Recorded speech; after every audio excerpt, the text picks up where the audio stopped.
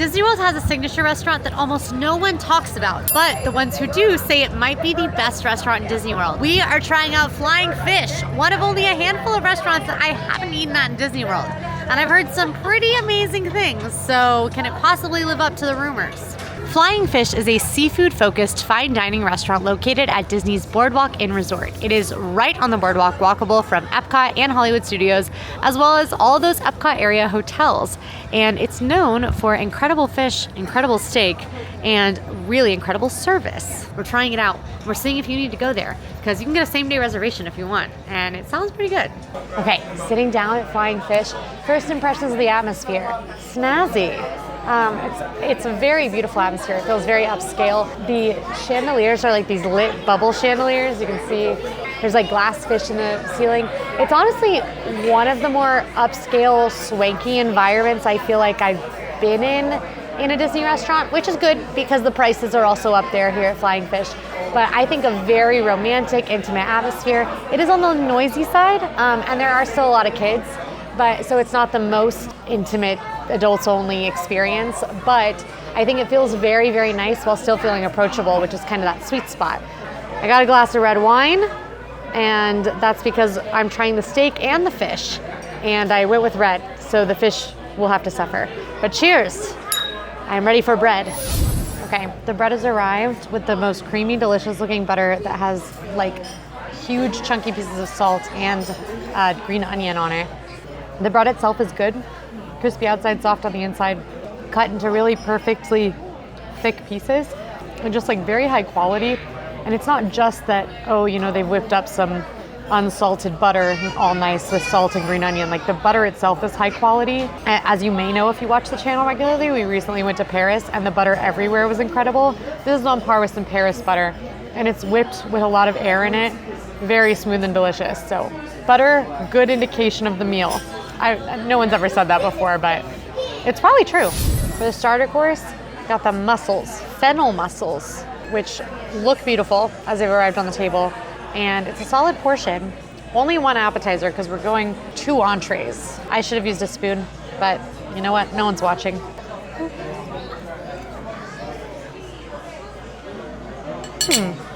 Flavor-wise, they're very similar to a classic white wine garlic mussel, but with a little bit extra to them to add some pizzazz. There's a lot of fish roe that adds a burst of saline, salty, tastes like seawater, all throughout sort of the broth, and it gets caught in the mussels.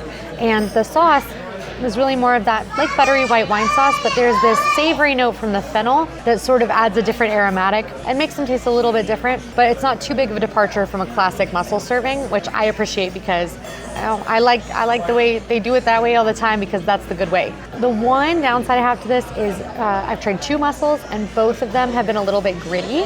When that happens, it's just because there's a little bit of sand in the mussel, which makes sense because mussels filter sand, and sometimes that can just mean they weren't quite fully prepped correctly. There's nothing dangerous about it, and if you've had mussels, you've definitely had a gritty mussel. It's very common, but I've just noticed that on both of mine so far. It's a really good dish. I get it again. I love mussels. I love this serving, and I love that they gave me this little mussel fork, which, by the way, did I mention, the forks also have scales. You can't see them. They're really not kidding here with the scales. All right, filet mignon's up first, house-made steak sauce, and served on the side, truffle pain perdu. What's pain perdu, you ask? It's French toast. So that's interesting. I definitely think it's up there, especially when you consider that there's Yachtsman's Steakhouse across the water, which is known for steak. I think this is a better steak. The char on the outside is so perfect. It's got that bitter, smoky char that like is a little crisp on your teeth. And the steak, very tender, perfectly cooked to temperature. We got it medium. So just a very delicious cut of steak. And it's a, hearty portion of filet mignon. What's really fun here is the steak sauce, which is their house-made steak sauce. It reminds me a little bit of if you mixed an Al Poivre with A1 steak sauce, which is kind of the best of both worlds when it comes to steak sauces. It's tangy with a little note of sweetness and just brings out the flavors of the steak. The pain perdu, let's give it a try. It's also got cream of romaine on top, and it's truffle. So French toast. It's very good. It's hard to describe. Definitely a lot of truffle flavor. very distinct flavor. Fills your nose, tons of umami. I don't even think there's that much truffle in this, but it still really packs a punch. The texture of this isn't really like a French toast. It's more like a bread pudding or like a really, really moist corn bread, maybe. I think an awesome pairing with the steak, a great twist on your typical potato, which you would normally get. So that's awesome. 62 bucks, but for a filet mignon at a signature Disney restaurant, that's really actually not that crazy. I'm really curious though about the fish, because this is flying fish after all.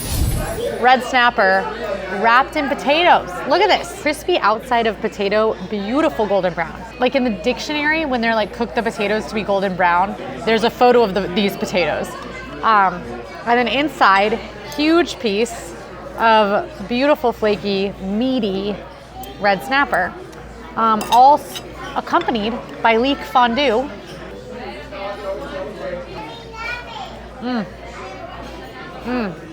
Red snapper is a meatier white fish. Holds up even when you wrap it in fried potatoes, which is perfect for this because texturally, you've got this beautiful piece of just white fish, not fishy tasting at all, just like savory and balanced and kind of soaks up the rest of the flavors of the plate. You have the as good as they look potatoes. Honestly, kind of reminds me of potato chips wrapped around the snapper, but in the fanciest way possible. And I wouldn't classify this as having a side. It really has more like two sauces, and also there are some leeks in one of the sauces. So it's kind of one of those meals where you just sort of scoop everything onto your piece of fish and eat it. And that's where this really shines. The leek fondue is creamy and it has the balanced earthiness of the leeks. There's the sweetness of that wine and cassis sauce as well, all mixed in. A really awesome meal, and though the filet mignon was good, there are other good steaks around Disney World. I'm not sure there's a fish dish that is this interesting and delicious that I can easily think of outside of one of the extreme fine dining restaurants. So flying fish, living up to its name, except maybe the Tiffin's whole fish. That one's very good. This is technically more unique than a fish with a head. So also, I don't like it when my food has eyes, and this doesn't have eyes to look at me with. It's been 10 seconds since I turned the camera off. I would like to update that the leek fondue is my favorite part. It's so good. I want a bowl of it, and I want to eat it for breakfast, lunch, and dinner, and also dessert. And put it in a mug, and I'll drink it. Thank you. Lemonade mousse time. This thing is crazy. It looks like a whole lemon on the plate, which is not what it is, but it does look like it. Okay, here's my bite. A little bit of everything.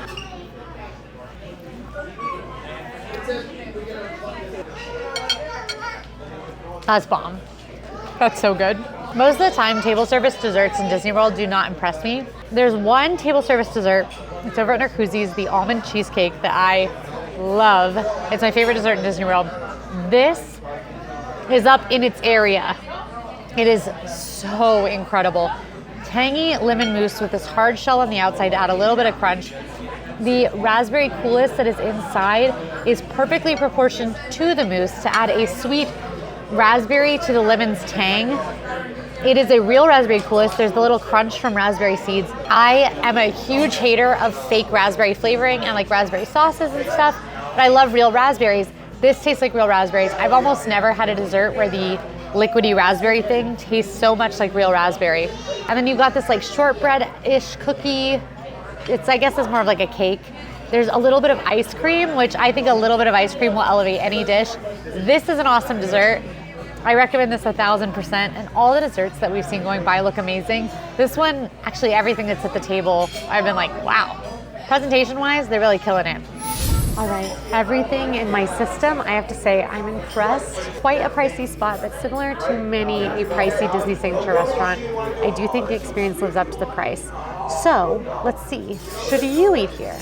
You should eat here if you absolutely love seafood. This spot does seafood as well and better than pretty much every other legendary seafood Disney World spot. So it is a great one. You should eat here if you're looking to splurge on a fine dining meal for a special occasion. Big special occasion restaurant, beautiful food, very nice elevated food without feeling prohibitive. Your kids still feel welcome here. You feel welcome in your theme park clothes as long as they're nice and clean, because there is a dress code, albeit not a very strict one. It's just kind of no swimwear and look nice. It's also a great spot if you want to have a really interesting, delicious dinner, but you haven't planned ahead. This restaurant, as of right now, is not hard to book. I moved my reservation a couple of times and had no issue getting prime dinner times a day in advance, same day. It's super easy. Reservations are always available. Now, is this restaurant really good? And do I think that might change if more people catch on to that? Yes, but for now, really easy to get a reservation. Plus, pro tip, you can walk here from Epcot and Hollywood Studios, so it's really easy to get here from 2 parks as well as many hotels. However, you should keep looking. Do not book this reservation if you're on a tight budget. It's expensive. Entrees here can get up into the $60 range. That's pricey. You also might want to skip it if you want something a little more family friendly. Like I said, there are a lot of kids here. Kids don't feel out of place, but it's not exactly a spot that feels like a kid-friendly restaurant. And though they do have a kids menu and they've got crayons and your kids will probably have a great time, it's a little bit more upscale of an environment than you might want to bring your kids to. It also might not be your jam if you're looking for something a little more simple. Even the more familiar options on the menu, like the filet mignon, had truffle French toast with it. So it's a little more adventurous in a very unique and delicious way, but not something if you're looking for something more classic. Why aren't more people talking about this place? I don't know. You tell me, because I thought it was really good and it's really easy to get into, and it's right on the boardwalk in one of the best locations in Disney World. This place rocks. And that's Flying Fish. I have to say, I do recommend this if you're willing to splurge. That's the big caveat. I had a great time, great service, great food, but it didn't feel stuffy or too lengthy. It still felt like a normal dining experience compared to some of the very fine dining experiences in Disney World. A really great spot, very approachable, still delicious food, creative, but not too out of your comfort zone. Kind of the best of both worlds. If you're still here, please drop this secret code in the comments so that I know you made it all the way. And while you're down there, don't forget to subscribe and like this video. Helps us out a whole ton. And remember, we are on the road to 500,000 subscribers and we're in the home stretch, so every subscriber counts. If you need convincing, we upload tips, info, games, and more from Disney World and beyond all week because we are serious about fun. I'll see you next time.